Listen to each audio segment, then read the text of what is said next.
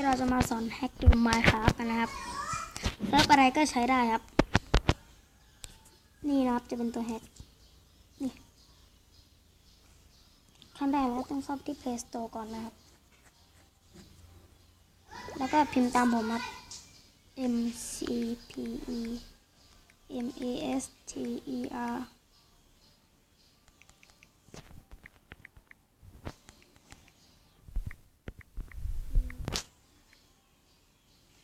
แล้วคุณเชนอันนี้ลันเชอร์แล้วกดของผมดาวน์โหลดแล้วนะครับถ้าคนยังไม่ดาวน์โหลดก็กด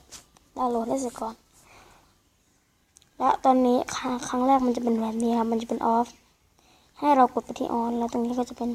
ให้เราเลือกอันนี้เอาตอนคืนก็ได้นี่ครับถ้าแล้วพวกนี้เป็นสกินแมปอะไรพวกนี้ครับถ้าเราเสร็จแล้วก็กดไปที่รูปจอยเกมนะ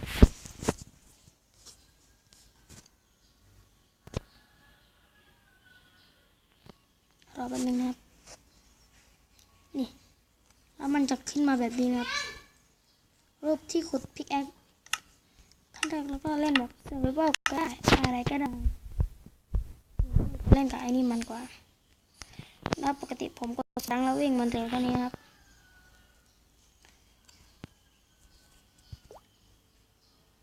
แต่นี่ผมกด2 ครั้ง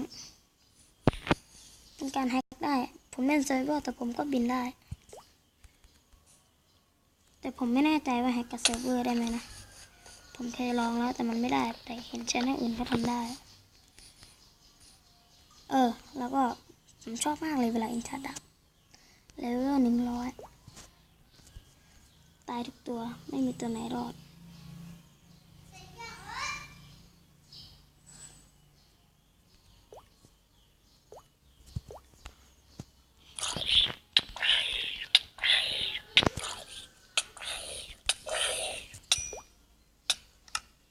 ตายไม่เห็นน้ำนั่นไงทั้งไกลดูความสามารถมันนะครับดูเลือดก่อน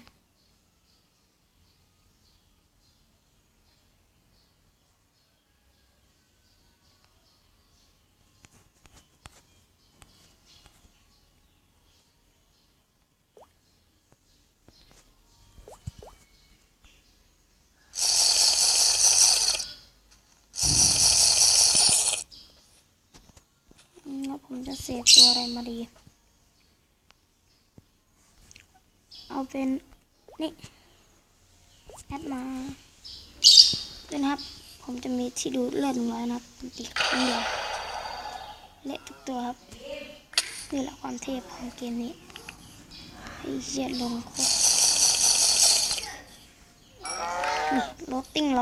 100ความโหดของเกมนี้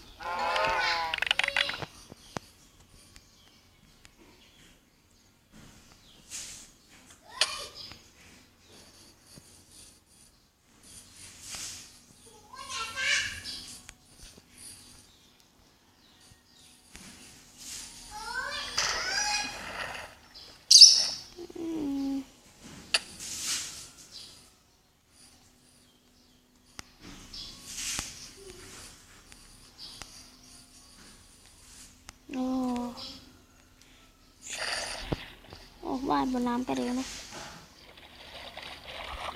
เรียกว่าขี่เรือในมาคาเบียบ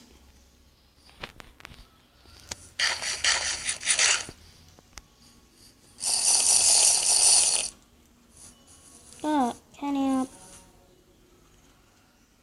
ใส่อันนี้เป็นตัว